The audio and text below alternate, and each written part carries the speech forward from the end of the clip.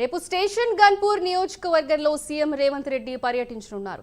ఆదివారం మధ్యాహ్నం శివునిపల్లిలోని ఇందిరా మహిళా శక్తి స్టాల్ ను సీఎం సందర్శించనున్నారు.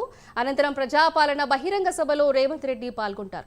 సీఎం రేవంత్ పర్యటన నేపథ్యంలో బహిరంగ సభ ఏర్పాట్లను ఎమ్మెల్యే కడియం శ్రీహరి పరిశీలించారు. రేపు జరగనున్న బహిరంగ సభను విజయవంతం చేయాలని ఆయన కోరారు. కాంగ్రెస్ పార్టీ పిలుపు మేరకు సీఎం రేవంత్ రెడ్డి గారి ఆహ్వానం మేరకు మా మెజారిటీ కార్యకర్తల అభిప్రాయం మేరకు నేను కాంగ్రెస్ పార్టీలో చేరడం జరిగింది. ప్రభుత్వ సహకారం లేకుండా నియోజకవర్గ అభివృద్ధి సాధ్యం కాదు అనే ఆలోచనతో ఇచ్చిన మాటను నిలబెట్టుకోవాలి అంటే ప్రభుత్వం యొక్క ప్రోత్సాహం ఉండాలి, సహకారం ఉండాలని ఆలోచించి నిర్ణయం తీసుకున్నాను. ఆ నిర్ణయం తీసుకొని కూడా దాదాపు 9 మాసాలు అవుతున్నది. ఈ 9 మాసాల కాలంలో దాదాపుగా 10 మాసాలు కూడా కావచ్చు దాటింది.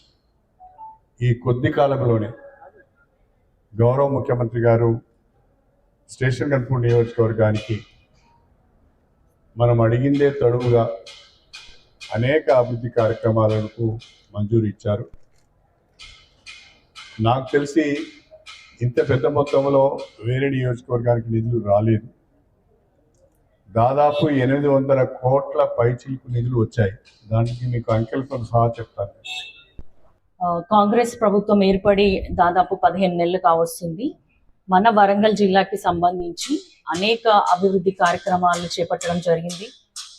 దాదాపు 15-20 ఏళ్ళ కళ్ళలో అయినటువంటి ఒక మామ్నూర్ ఎయిర్పోర్ట్ కానీ, ఒక కోచ్ ఫ్యాక్టరీ కానీ, ఒక under ground drainage system development కానీ, ఇట్లా చూసుకున్నట్టయితే ఔటర్ రింగ్ రోడ్ కూడా మాస్టర్ ప్లాన్ అప్రూవల్, ఇవన్నీ కూడా వీటన్నిటికీ సంబంధించి కూడా దాదాపు 5,500 కోట్ల నిధులు కూడా మంజూరు చేయడం జరిగింది.